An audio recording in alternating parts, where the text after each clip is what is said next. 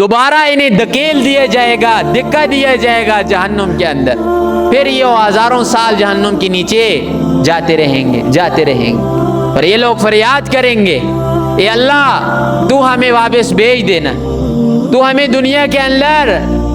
بھیج دے، لو ان لنا کرتن فنتبرأ منہم، اے اللہ ہم واپس دنیا کے اندر جائیں اور جا کر جن لوگوں نے ہمیں گمراہ کیا ان سے ہم برات اختیار کریں، اے اللہ ہم دنیا میں جائیں اور جا کر دوبارہ نیک عمل کریں۔ اللہ فرمائیں گے نہ، کوئی صورت نہیں۔ پھر یہ لوگ جائیں گے جہنم کے فرشتے کے پاس، داروغے کے پاس، یعنی جو داروغہ جہنم ہے، اسے جا کر کہیں گے یا مالک لیقضی علینا ربک، اے مالک جانا پروردگار سے،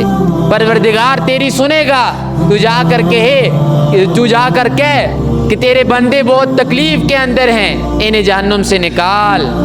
آگے سے مالک فرشتہ جواب دے گا ادھر ہی ٹھہرے رہو،